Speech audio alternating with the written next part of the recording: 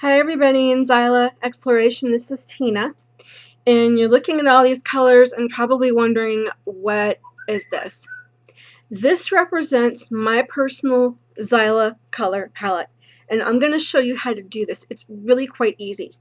I used two things.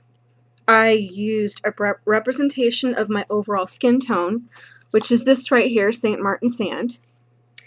And I also happened to find my dramatic color quite by accident. The other day I wore this blouse, and this blouse is my dramatic color. But let me go ahead and move all of these colors off to the side so I can show you exactly how to do this. And actually, I didn't end up using my dramatic color all that much. Hold on just one moment. Okay, so this was the hardest part actually. The hardest part was figuring out what my main or overall skin tone was. So I went to the paint store and they have really good lighting there, and I picked up a whole bunch of different colors of beige, just every color of beige you can think of, from a little bit warm to a little bit in the pink side, and this one right here is the best representation of my skin tone. So what I did is I started comparing colors. And I would just take, like, say for instance, a paint chip, like, oh, I'm gonna take one of my strips here. This is my Summer Color Me a Season fan, by the way. And I would just take the color strip and put it right on top of the colors and see whether I saw harmony in it or not. And this actually doesn't look too bad. This is probably a little bit too cool for me, a little bit too blued, so we're gonna go on to something a little bit warmer, a little bit brighter. Let's see what we can find in this fan. Here's a little peach color. Now see how much more harmony there is when I put my skin tone against these little bit brighter peaches. I mean, these colors still aren't quite bright enough for me, but there's more harmony here for certain. So that's pretty much how I picked out my colors. Find something muted like this, and can you see how blah that looks? There's just no excitement between the two, and it seems like my skin color has more excitement and life going on than the actual color does. I would skip a shade like that. But then, you know, kind of look around here, go on, see what's available. This looks interesting. That's actually pretty nice, but it's a little, can you see how it's just a little bit yellow? Yeah, that's not going to be an ideal color for me. Keep searching, keep searching. Ooh, this is pretty. A little bit light, but you can see how that harmonizes really, really well.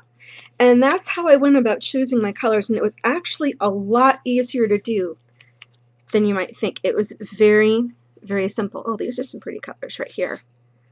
Some of these down here are a little bit too dark, but some of these up here, pretty nice. And then let's see what else I can find here. Up here in the upper part of this fan, we have a really nice peach and a really nice pink that I think would do pretty well. Maybe the peach probably looks better on me than the pink would. So that kind of gives you a general idea. Now I'm going to show you how you can do this on cloth as well. You don't, obviously you're not going to be shopping for paint chips, you're going to be shopping for actual clothing. So if you don't have room in your purse for your fan, it's really a good idea to bring this with you. Bring your paint chip sample with your overall skin tone on it. And you're just going to lay it right on top of the color. The reason why you don't want to use your actual skin tone is because sometimes you can be flushed, sometimes you can be sunburned, sometimes you've got skin imperfections that you're going to look at yourself and judge yourself on. Sometimes you might have scratches, bumps, bruises, whatever. Hopefully not, but sometimes you will. And that can kind of create sort of a visual friction. So I'm going to the store and I find this really, really cute top, and it is this acid green. I don't know how well you could see it, but it's actually a pretty bright green. And I'm going to put my skin tone on top, and can you see how there's just no harmony whatsoever? My skin tone is not going to look good with that yellowy green. So I'm going to toss this yellow green. Okay, so I come across something a little bit softer. This looks interesting. Maybe this will work. This is a mauve colored top. Very, very gentle. Let's see how this looks. Can you see how my skin tone doesn't harmonize with this top at all? And my skin tone almost looks a little bit brighter than the top. I know this blouse is not going to look, the sweater is not going to look good on me, so out it goes. Now let's look for something a little bit more flattering. You'll have to excuse this poor towel. It's just a household towel. But I happen to see something in this color, and other than the stain, I'm not going to buy something with a stain, but it looks pretty good. Looks like it might work, so I put my skin tone on top of it, and wow, that looks pretty darn good, I think. This is going to be a flattering color.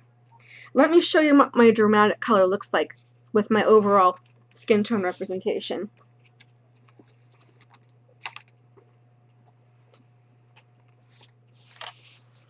Have this beautiful bluish green, and oh yeah, we got some zing going on here.